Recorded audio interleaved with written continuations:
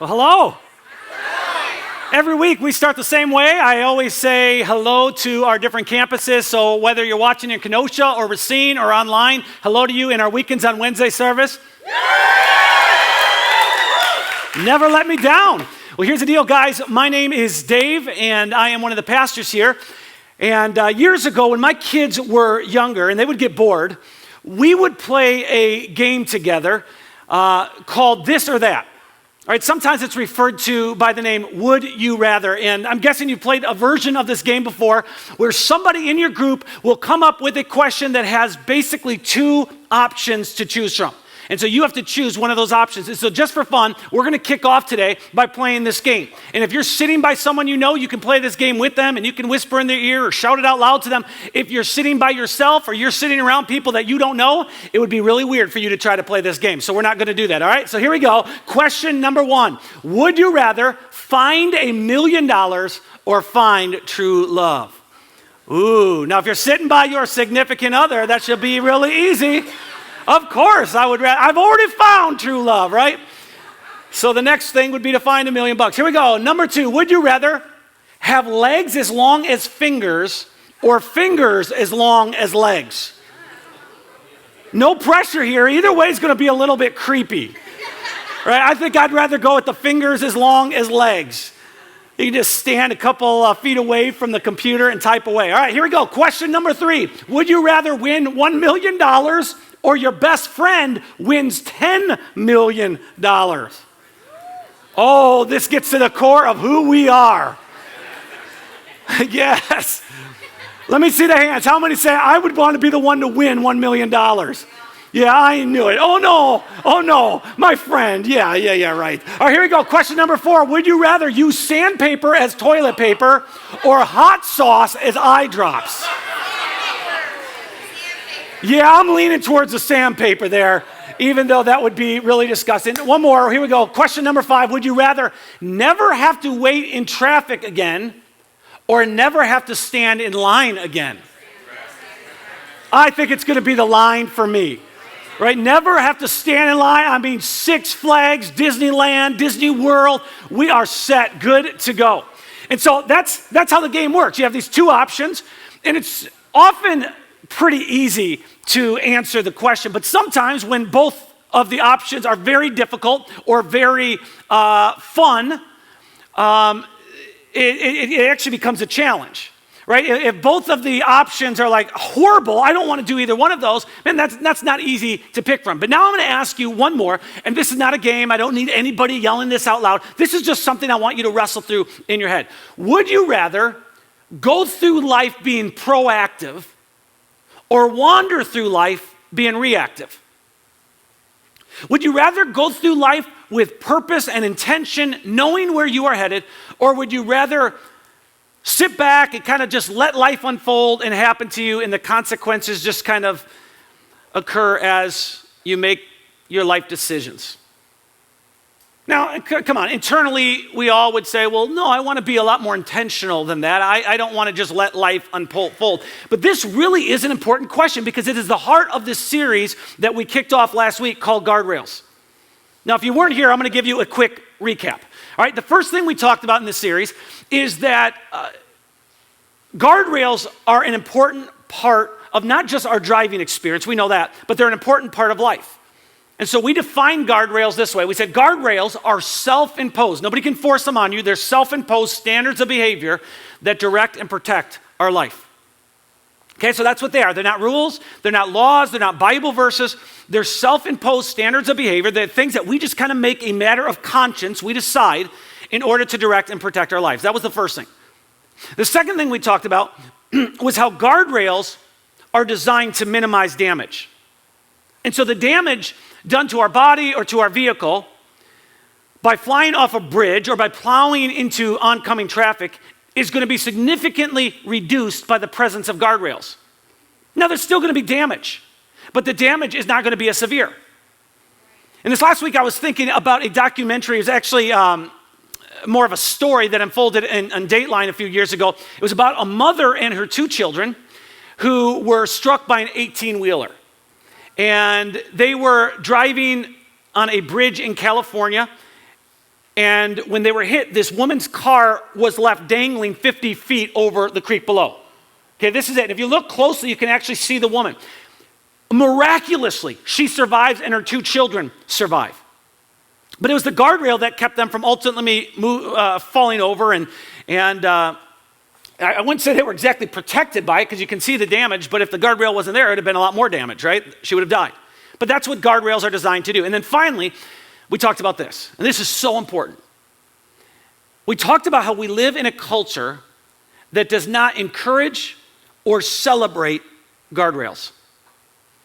Instead, what culture does is it baits us to the edge of disaster, and then it mocks us when we go over. All right, and we could use, there's hundreds of examples for this, right? So culture's gonna say, well, it's okay to do the strip clubs, and it's okay to flirt with that person, and it's okay. But the moment you actually have an affair, now all of a sudden you're an idiot. Why would you risk everything that you've been working to build in your marriage? Right? So baits us to the edge of disaster and mocks us when we go over. And just to be clear, I said this last week, when we say culture does this, this is not us versus them, right? It's not like this evil entity somewhere out there. We're all part of culture, we're all part of society, but we live in a society that baits us to the edge of disaster and then mocks us when we go over, and I gave a few examples of that last week. Now, the reason this series is so important is because all of us have regrets in life. And if we kind of step back and we kind of look back towards the regrets that we have, or kind of have a little bit of clear thinking, most of us, if we're honest, would say, hey, if I would have just had some guardrails in place, it would have kept me from ending up in that place. Which means that our future regrets can also be avoided if we're willing to be honest with ourselves and we're wise enough to establish some guardrails in our life. Now, there's plenty of areas that we can talk about doing this, and that's what the series is for, right? Every week we're going to talk about a different area we can establish guardrails. The one I want to talk about today, and it's something that affects every single one of us, is establishing guardrails in the area of friendships. Who we choose as our friends is a really, really big deal. But I think most of us kind of minimize friendships in our mind. Not that we don't think they're important, but it's just not as important as, maybe family or maybe other areas of life. And the reason I say this, if we just think rationally here, when you read through tabloids, which I know you never do, and you read through magazines, right? The emphasis and the cover stories are always the same. They're not about good friendships. Oh, who's hanging out with who? No, the stories are always about romantic relationships. It's always about who's dating who and who's sleeping with who, because those are the things that we're obsessed with. Right, when you think about the TV shows and the movies available to us, there's certainly some out there about friendships. In fact, one of the greatest shows of all time, right, was called Friends. But when you think about it, most of the storylines in TV and movies and what you see on Netflix and have available on Amazon Prime is going to be about romantic relationships. It's going to be, again, about who's sleeping with who. It's not going to be primarily about friendships. It's just not as sexy or appealing. And then you think about the songs that are available. Pick the top 100 songs in any genre of music. They're going to be about love, they're going to be about sex, they're going to be about dating, they're going to be about marriage, they're going to be about romantic relationships. You just don't have a whole lot about friendships. And yet who our friends are is a really big deal. Come on, in the early stages of our life, who forms us? It's our family, right? Maybe some teachers or coaches we could add into that. But after that, after the earliest stages of our life, the people who form us more than anyone else are the friends that we hang out with. It's the community that we're a part of. Which is why, if you've been around for a while, you've heard me say this before. Our friends will determine the direction and quality of our life. The decisions we make in this life, good or bad, are going to be influenced by our friends way more than we can possibly realize. They play an absolute huge role. Not just in who we are up to this point in our life, but in who we are becoming. And so with that in mind, I think it's incredibly wise for us to establish guardrails when it comes to who and to what extent we allow ourselves to be influenced. Now, for the sake of clarity, I do not want to suggest in any way that all of your closest friends need to be people who look and talk and act like you. Okay, for some of you, that'd be creepy if that happened. We don't need any more of you. right? But what I am suggesting is that our deepest friends need to be people who, through their attitude and through their character and through their the way they live their life, they just challenge us to be better people. Right. King Solomon of Israel writes this: as iron sharpens iron, so a friend sharpens a friend. The way we become sharp in life isn't by hanging out with everybody who already thinks and believes and behaves the exact same way we do. But it is by hanging with people who can make us better. Now, I'm guessing most of you already this week saw the little controversy that unfolded Sunday at the Cowboys-Packers game, right? When former President Bush ends up sitting next to Ellen, and apparently people started putting things on social media. Not a crazy amount of people, but there were definitely a number of people who put out there that they couldn't foresee, they couldn't understand why Ellen would sit next to the former president, right? And because he didn't have the same political views, especially in same-sex marriages. And so people voiced their thoughts, as that's what social media is for. But Ellen, of course, comes out and she explains why she was sitting next to Bush. Here's what she said. She said, just because I don't agree with someone on everything doesn't mean that I'm not going to be friends with them. When I say be kind to one another, I don't only mean the people who think the same way that you do. I mean be kind to everyone. It is ridiculous. This is just me here. It is ridiculous to think that anybody needs Ellen to tell them and teach them or remind them of this truth. All right, but for some reason, it's a big deal that Ellen's reminding people. It's just like, to me, this is common sense. I mean, just look and study the life of Jesus. He was constantly trying to break down the walls and barriers between people. And so when we talk about friendships, again, I just want to say putting up guardrails doesn't mean we just ostracize everybody. Jesus constantly taught we need to embrace and love everybody, right? Male and female, black and white, people who live downtown, people who live in uptown, people who live in suburbs, people from different political backgrounds and different belief systems. We should have friends from all types of backgrounds. But that doesn't dismiss the need for guardrails. When it comes to the people we hang out with the most, all right, this is the people we run around with, this is the people we play sports with, this is the people we go camping with, you go running with, this is the people that you have over to your house, this is the people that you go to their house for the holidays, the people that you spend the majority of your time with. It is wise with those people to establish guardrails. And even the thought of doing that for some of us just causes a little bit of tension because it seems judgmental. It seems like, well, for me to establish guardrails acts like I'm better than them. And I don't want to convey that at any level, but it's not. All right? There is a big difference between being judgmental and using good judgment. Being judgmental means I'm going to form an opinion about you. I'm going to find fault with you. I'm going to think less of you. And I'm going to think better of myself because of the decisions that I've made. Right? That's being judgmental.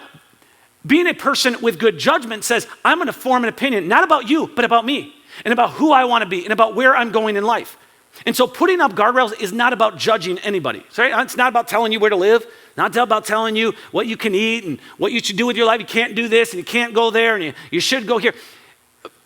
Putting up guardrails is just looking at myself and saying, hey, based on my past experiences, based on kind of where I'm at in life, based on where I want to be in life, I'm making a decision on who I want to surround myself with. Right? It's just being wise. And we see organizations, we see companies do this all the time. Well, they'll sponsor somebody, right? They'll endorse somebody, they'll get behind somebody, they'll pay them millions and millions of dollars to be associated with the company. But the moment that person says something really destructive, maybe goes on and tweets something offensive and divisive, maybe they do something the company wasn't expecting, what do? They pull out the contract and said, you broke the contract, we don't want to associate with you anymore because you're going to be affecting our reputation in a negative way. And so looking back in life, I think all of us wish we'd have been more wise when it comes to the friendships that we surrounded ourselves with. Right? We say, man, I wish I wouldn't have hung out with that person. I wish my spouse would never have met that person. I wish that my kids would never have hung that person, not because we don't love them or care about them, but ultimately because of the influence they had in our lives or the lives of the people we love the most. And the reason, again, that this is so important is for most of us, our greatest regrets in life do not involve our enemies. They don't involve the people that we hate. They don't involve the people that we just don't ever want to be around. For most of us, Our greatest regrets do not involve our enemies, they involve our friends. And this is the reason that parents are so paranoid about the friends that their kids hang around, right? Because they know that their kids' friendships will determine the direction and quality of their life. Now think about this. For most of us, our parents, when they were trying to raise us, we're talking 20 plus years ago, they definitely had some big challenges. Because they wanted us to have good friends, but they really couldn't know everything we were doing. They couldn't track us, right? They didn't know where we were at all times. They just kind of had to trust us. Oh no, I promise you, Mom, I was hanging out with good people. That's just kind of how it was. But parents today have a little bit of advantage. We have electronic surveillance systems, right? You want to know where your kid's at? You get on Instagram, you get on Snapchat, you come up with some fake accounts, and your kids don't even know they're following you. They think they're following some guy, You can get in their email, you can track their phone records. I mean, it's actually pretty interesting being a parent today. Kind of incredible. So several years ago, I put up 2 security cameras at my house, on the front of my house. I have a doorbell security camera, and then I have one over my garage, and just wanted to keep track of my house. And it had nothing to do with me being paranoid that someone's going to break in. I wasn't worried about that. I was more paranoid about the fact that I have 2 teenage daughters at the time. And I want to know when they're coming and when they're going. I want to know who's coming into my house. And so, well, Dave, did you not trust them? No, I didn't trust them. I'm just being straight with you, right? And then it was a couple summers ago, Rennie and I had gone away on a short vacation, and we got back, and just kind of walking our house, we noticed just a couple things out of place. And I'm telling you, if you saw what was out of place, you would never have even realized. In fact, I didn't even believe it. My wife's saying, no, Dave, our couch has moved a couple inches in this direction. I'm like, how do you even know? And then she's like, why is this ping pong ball on the floor? And I'm like, well, then it hit me. It hit me. My daughter, Caitlin, my little angelic girl, Caitlin, who looks like she knows how to party, right? She threw a party when we were gone. And the reason we came to this conclusion is not just because the stuff was out of place, but she had actually called me a couple days earlier, and she was like, hey, when do you guys come back? I just want to make sure I'm home, want to make sure. And I'm putting the dots together. I'm like, dude, she wanted to know when we came home, but how did she get everybody in? Oh, she got them through the back door, the patio door. This is how it happened. And so, true story, I called her up, and I said, hey, Caitlin, I want you to meet me at Best Buy. She goes, why? I said, just meet me there. So she does. She meets me at Best Buy, and she goes, why am I here? I said, I just want to go shopping with you. So we walk into the aisle with all the security cameras. And one of the workers says, hey, can I help you? I said, yes. I said, I am looking for a nice security camera for the back of my house. And I look at Caitlin, and she's kind of like, okay, trying to figure this out, right? And he says to me, he says, here's a great camera. And it was about $100. And I remember saying this to him. I said, that's not nice enough. I need one around the $200 range. So he pulls out this Ring, outdoor security camera and says, does this look nice? I said, absolutely. I said, because this is a gift from my daughter. And he says, oh, is this a late Father's Day gift? Because this was later on in the summer. Is it a late Father's Day gift? Is this a gift for your birthday? I said, no, this is, I like to throw parties when my dad's out of town gift. And I looked at her, and her eyes got really wide, and she knew she was caught. And she didn't even argue with me. We walked to the cashier. She paid. She took out her money, and she paid for it. And so I no longer have just 2 cameras on my house. I have 3, ladies and gentlemen. Now, I tell you this story not to shame Caitlin, right? She's an angel at this point in her life. I don't go on her Instagram, and I stay away from Snapchat. I tell myself she's an angel. But I tell you this because as a parent, I'm absolutely concerned about who my daughter spends time with and what she's going to be doing with her life. But I have never even considered having a security camera on me. I've never considered the idea that somebody can follow me around with a camera and somebody should be able to know where I'm at all times. Don't even like that idea. And yet what we're talking about throughout all this series is as true for parents and adults as it is for kids. Over time, we will naturally start to pick up the attitudes and behaviors of the people we hang out with for the good or for the bad. So King Solomon of Israel, he writes this 3,000 years ago. He says, he who walks with the wise will become wise. We could say she who walks with the wise will become wise, but the companion of fools suffers harm.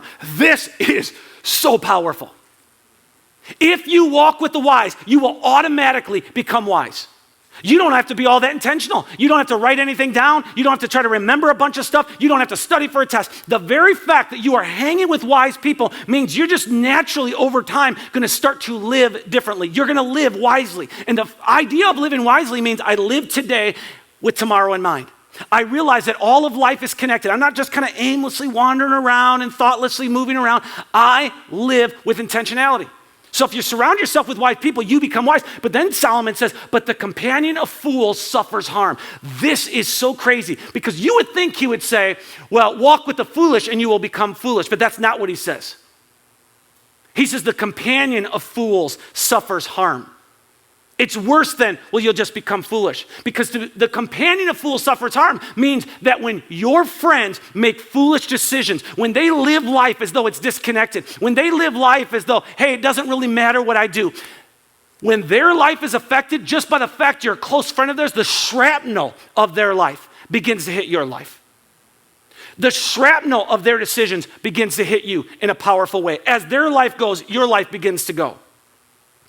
And every parent understands this, which is why we're so concerned for our kids and who they surround themselves with. But I'm going to say it again. It is as true for us as adults as it is for kids. Friendships are a really big deal.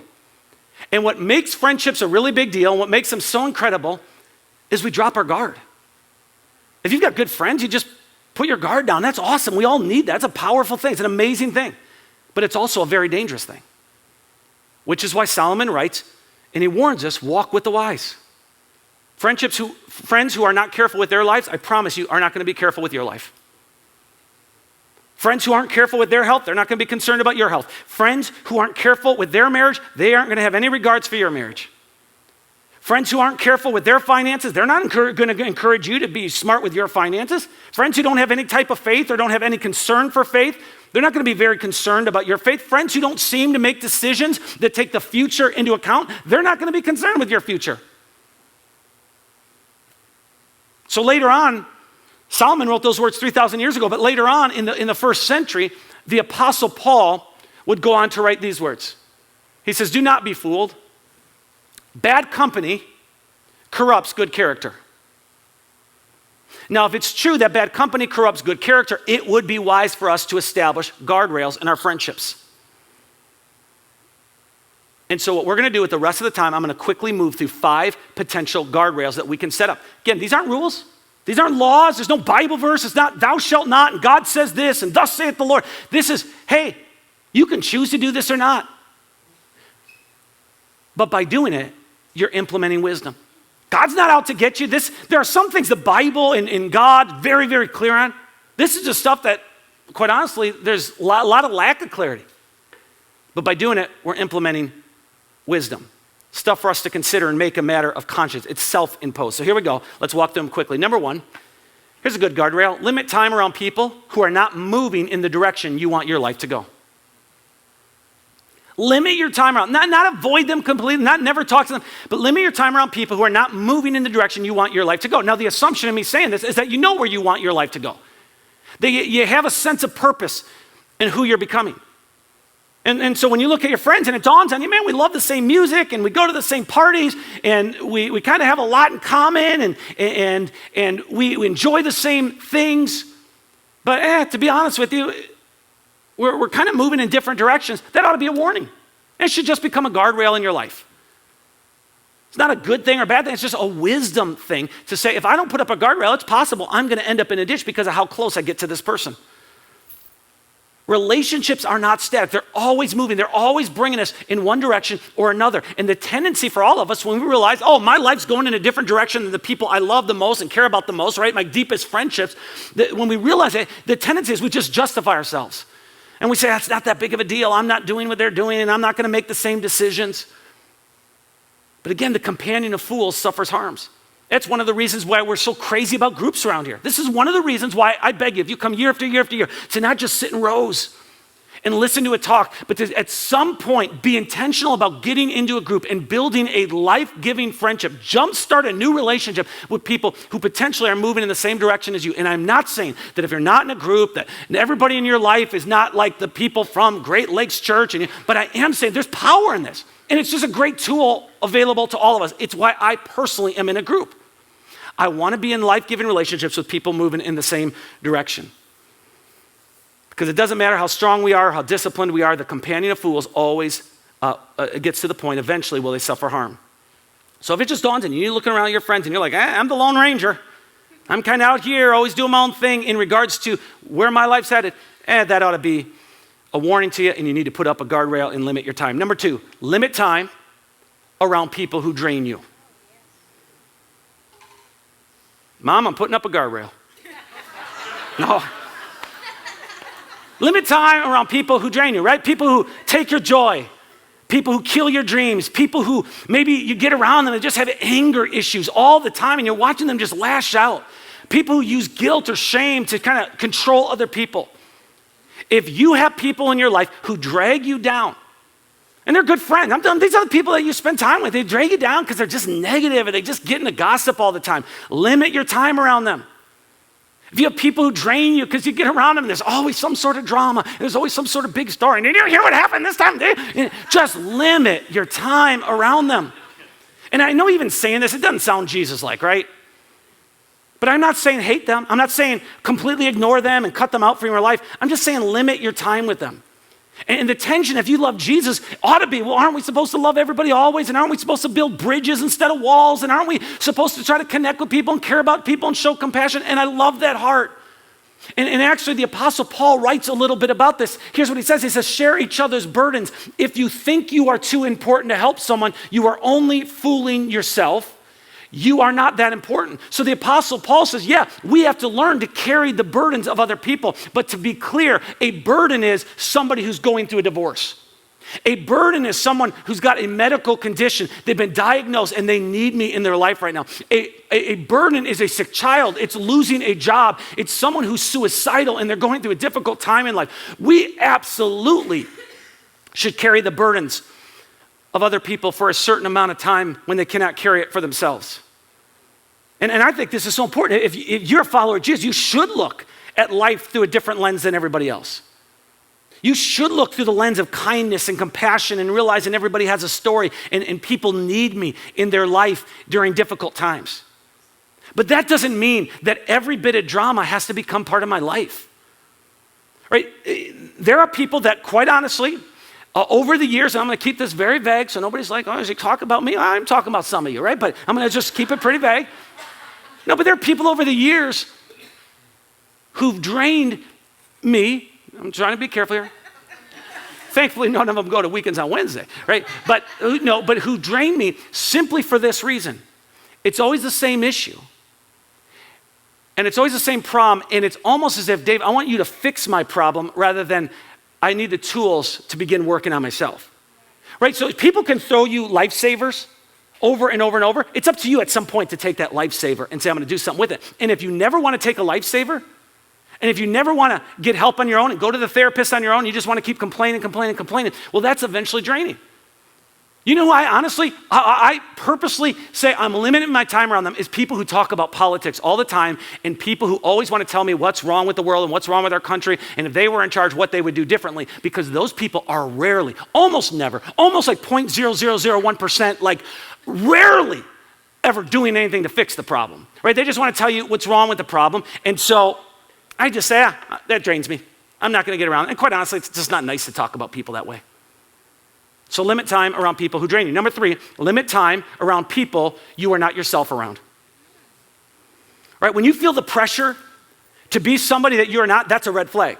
So when you catch yourself nodding in agreement with someone, and you know inside you don't agree, red flag. Right? It's like laughing at a joke that you don't understand, right? You know, why did the farmer ask for help? Because he needed help. What kind of joke is that? It's dumb, right? But but we do this all the time. We just kind of act and go along or whatever. And if you tend to be a positive person, but there are people that when you get around, you just kind of sucked into the gossip and you start talking like you don't normally talk. You need to be aware of that. If you have people who look at you and say, come on, that's not really you. That's a red flag. You need to put up some sort of guardrail. When you do something outside of who you really are, you saying things you don't normally say, you go to places you don't normally go, participate in things you normally wouldn't participate in. It should jar you awake like a car hitting a guardrail. saying, I'm just going to limit my time around these people for what I don't get it. They just draw something out in me that I'm not like this around everybody else. I'm like this around those people. And so I'm just going to limit my time around them. Number 4, limit time with people who could trigger something unhealthy inside of you. This is huge because life's filled with danger zones. And it is up to us as individuals to put up self-imposed guardrails that will keep us from entering those areas. So let me just use a very general, generic, and almost easy illustration. If you are a recovering alcoholic and you're still tempted by alcohol and all of your good friends are meeting up for drinks somewhere, it's okay to just put up a guardrail and say, I'm going to limit my time in that environment with those people right now. Not all the time, but just when they're, that's just, I can't be around that environment. Right? If there's someone in your life who triggers negative emotions inside of you, and you're invited to the same house or the same party or the same event that they are, it is okay to just say, I'm not going to go. I'm putting up a self-imposed guardrail. Or I'm going to go, but it's for a limited amount of time because I know my emotions. And you don't have to explain it to everybody. You don't have to let everybody know, oh, let me tell you why I'm not doing it. It's just, that's called wisdom. If you have a tendency to spend money that you don't have and you're drowning in debt, now all your friends want to go away and they want to go on some vacation together and get some weekend together, it's okay to just say, this is going to trigger some unhealthy spending things inside of me. I've already done this. I've already been there. I'm already in debt. It's okay to just put up a self-imposed guardrail and say, I'm going to limit my time in doing this, and I'm going to limit going to those places right now. Because you'll do way less damage by putting up guardrails than if you had no guardrails at all. There's no reason to live on the edge. And then finally, number 5, you want to put up another guardrail? Limit time around people who are not challenging you to become better. This is probably the most important thing I'm going to say to you.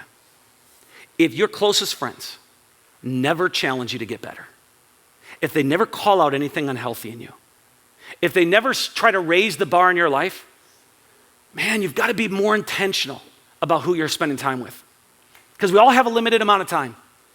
And so we have to decide who's going to get the time, who's going to have the ability to influence my life in a certain direction.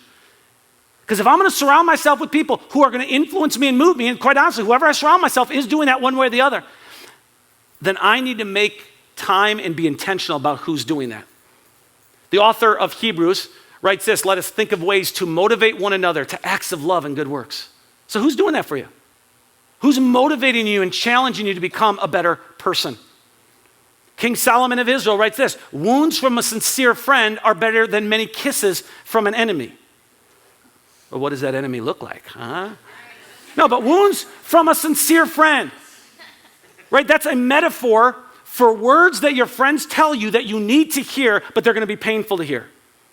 King Solomon says, it is better to hear painful words and to have wounds from a friend who cares about you and doesn't want you to shipwreck your life than to have a bunch of nice, flattering, encouraging words from someone who quite honestly just doesn't have the guts to tell you, man, I see the direction you're headed and you're going to shipwreck your life. They're too afraid to tell you what you need to hear, and so they stay quiet. And the reason this is all just so freaking important is because tomorrow morning, hundreds and hundreds of people from Great Lakes Church are going to wake up. Thousands and thousands of people living in southeast Wisconsin and northern Illinois are going to wake up. They're going to drag themselves into the bathroom. They're going to look in the mirror, and they are going to wonder, how did this person in the mirror get to be this person? How did this happen? How did I get here? How did my life end up like this? Whose life is this anyway? And the answer to all those questions is the same thing. Walk with the wise and become wise. It's why you and I need guardrails. It's why we need internal rules to inform our conscience, not when we're in the danger zone, but before we hit it. So one time Jesus is talking and he's surrounded by a group of people who seem to have all the answers. No matter what he says, they always have a counterpoint. They're just kind of challenging him. So he gets to the end of his talk. And as he's wrapping up, here's what he says. He says, wisdom is shown to be right by the lives of those who follow it. In other words, time will tell. Wisdom's going to have the last word. But because wisdom is not some sort of rule, it's not some sort of law, it's not written in concrete, it's not thus saith the Lord, you can always have an argument against it. You can take what we talked about today and say, I see what you're saying, Dave, but I'm just not going to apply it. Hey, you could actually argue about everything I said. Yeah, Dave, you're just fear-mongering. You're being judgmental. Because wisdom isn't in concrete, right? It plays in the gray space. And so the truth is, wisdom often looks like foolishness. It looks like legalism. It looks like nonsense and rule keeping. But wisdom is shown to be right by the lives of those who follow it. So establish some guardrails as it relates to the people who are closest to you. Limit time around people who are not moving in the direction you want your life to go.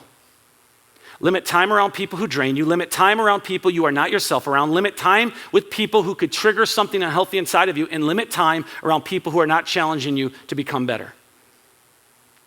So let me ask it again. Would you rather go through life being proactive or wander through life being reactive? Because it's possible to have a fulfilling life. Not an easy life, but a fulfilling life. It's possible to protect yourself from future regrets, but you just have to set up some guardrails. And so the final question I have for you is, would you be willing to look at the people you spend the most time with and reevaluate if they're the right people? And then if they're not, the good news is you don't need to call them and say, you're not the right person for me. You don't have to do that, right? You don't have to call them, but you just kind of have to slowly just start limiting your time around them. Hey, can you go out there? I got some things on the calendar this weekend. It feels like you don't have as much time as you used to. Yeah, life's kind of getting busy. And the reality is when you look at your friends from 10 years ago and 20 years ago, a lot of times just friendships evolve anyways.